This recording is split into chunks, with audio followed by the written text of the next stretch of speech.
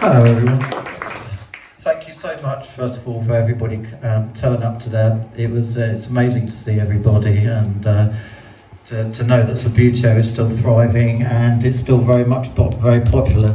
I personally don't do social media, so I gather it's still quite popular. So thank you all so much for coming, and also for Jenny and her team for organising such a great time.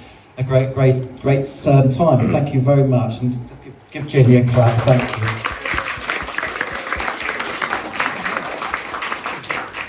As you probably all know, it's the 75th year since my father invented Subbuteo, and it was only the beginning of the year that I realised that it was 75 years. I just happened to look online, and somebody said, "Oh, it's 75 years." So I thought I better sort of get on and get involved in some way.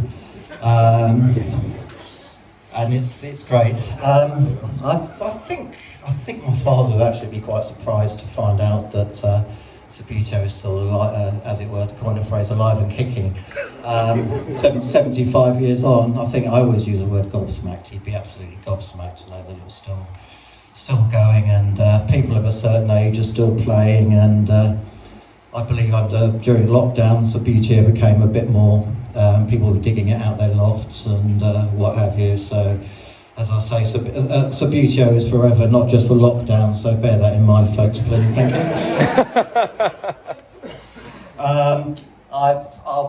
I've just been admiring the tables down here, so I might pop down and have a quick flick around. So if anybody wants to have a flick around with me, I'll be more than happy. I'll say cheerio now. Thanks again all for coming, and I'll hand you over to Luca. Thank you very much indeed.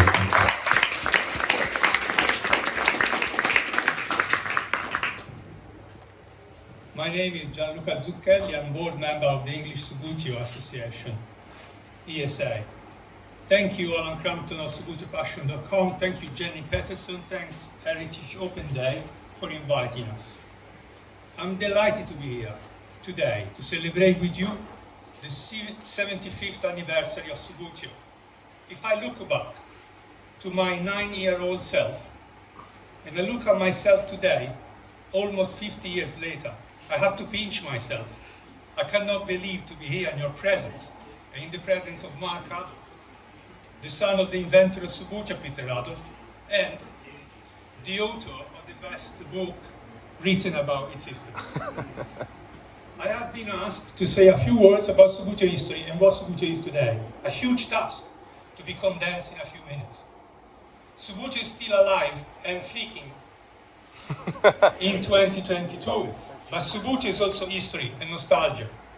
The scent of based beaches and the view or touch of the little plastic man with disproportionate round bases means a lot to all of us. I will summarize the history of Subbuteo in a few stages, giving you just a glimpse of each period. And please, Mark, forgive me, you know a lot more about it, so I feel a bit imposter syndrome here, but anyway. Prehistory. Football is the greatest sport in the world. So many school children and even sailors use coins, buttons, or bottle caps to imitate footballs on a table or on a floor. Game creators use dice, straws, magnets, and all sorts of materials to recreate the fun and excitement of a football game. A similar game, New Footy, proposed to propel the miniatures with fingertips. But after World War II, Subbuteo mastered the development of the game and won the competition. Largely, very largely. In 1947, England is rebuilding up normality after 6-7 years of war. Peter Adolph had a brilliant idea and invested £2 and 10 shillings in an advert on a boys' comics magazine for a product that had never been created yet. That would prove to be one of the wisest speculative investments ever made, as Richard Payne wrote in his book 50 Years of Freaking Football. Crucially, Peter applied for the game's patent. Then he left for a business trip in United States. Nothing to do with the flicking hobby. As an ornithologist, he had been asked to evaluate some rare bird eggs. Not long after he had left, his mother cabled him to say that she had received a total of £7,500 in postal orders and asked her what to do with them. Peter cabled the reply, "Bank them." The advert had captured the imagination of many kids who were eagerly waiting to receive their set containing two teams made of cardboard playing figures, plastic buttons with a lid washer, cellulose ball, wire gauze with a paper net, and chalk and a rules leaflet. Purchasers were advised to chalk out a pitch on an army blanket. Peter had to dash back to Kent. The first Subbuteo factory was Peter's house. That would prove to be one of the most successful startups born in a family background. Fast forward to the 60s. As Daniel Tartarsky illustrates in his Flick to Kick history book, by the early 60s, Subbuteo had grown steadily, reaching £76,000 in sales in 1965. The family house factory had been replaced by an amazing network of Kent housewives who would paint figures.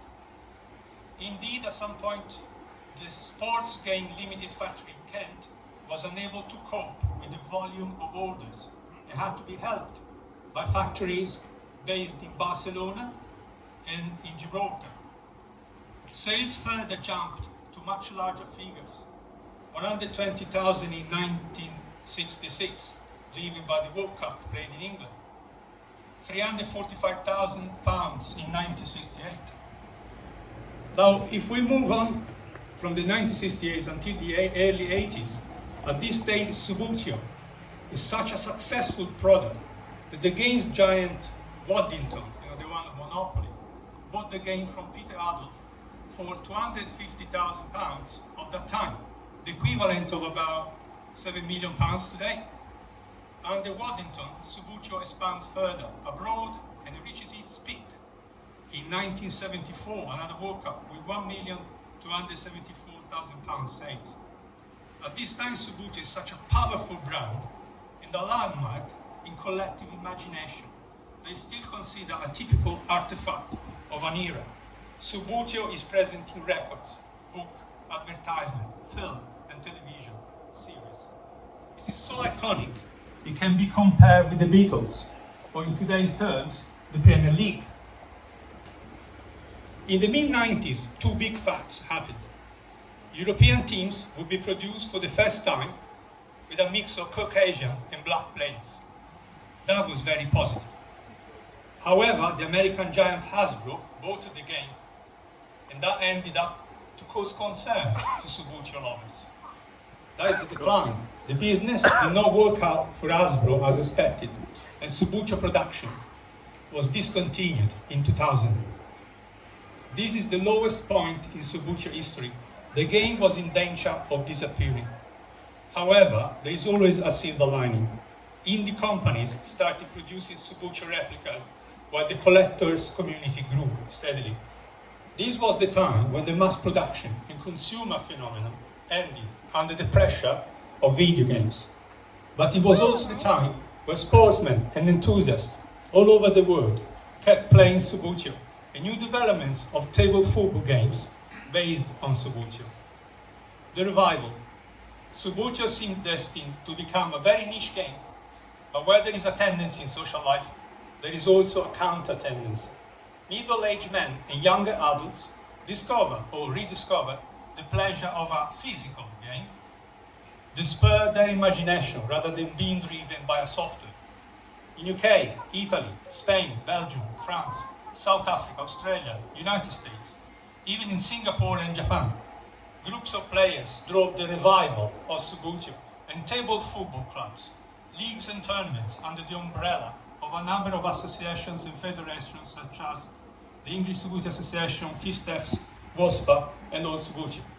The pandemic time represented the highest moment for the revival of the game in all its aspects, including collecting, solo playing, painting, modeling, creating stadia and dioramas with a contagious effect through social media that has been picked up by national and international media in UK and abroad. So many people found respite in the magical world of the flicking football. After the peak of the pandemic subsided, leagues and tournaments and cups saw a record number of participants, spectators and followers. And what has been perceived as a boys' game for the gates is now played by an increasing number of girls and women. Many other friends from the association would have loved to be here today, from the English Subbuteo Association, but they are busy now as we speak in Rome, playing for King and Country or watching the World Cup. The English Association, chaired by Alan Lee, with a diverse and very active board, counts about 30 clubs and 300 members, while other hundreds of players and enthusiasts join the revival in England, as evidenced by the booming social media communities. To mention only some key communicators, Jan at Subbuteo's life, tea producer Keith Little, Subbuteo lover Peter Adolph have produced great pieces of work about the history and the technical aspects of the game. YouTuber Stu Grant, who is with us today, has put Subbuteo back on the map through social media, in particular YouTube and TikTok. To keep the momentum going, the English Subbuteo Association has won a bid to host the Table Football and Subbuteo World Cup in England in September 2024, and could not have had a better idea than hosting the whole tournament in Tunbridge Wells, Subbuteo's very birthplace, the spiritual home of the game. The World Cup will host the games and give an opportunity to exhibit collector's items and share the Subbuteo heritage, which is so connected with Tunbridge Wells. The town name I will always associate with an aura of enchantment. I saw it for the first time. I was a young boy in Italy at the time. On those magical green boxes, I had the pleasure today to meet the lady who was actually packing those boxes. So that was a joy for me.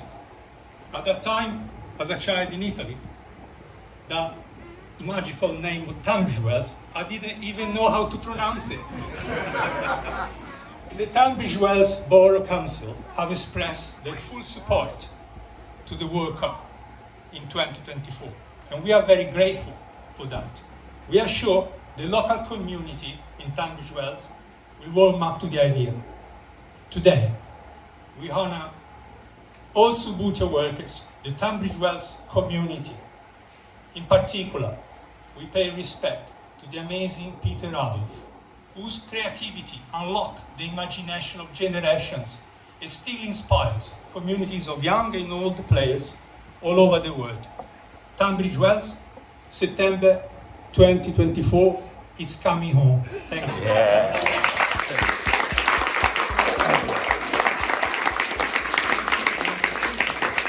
Thank you very much, Luca. I have to say, there's lots of fact. Every day's a school day. I didn't know half of that, so thank you very much, Luca. Thank you.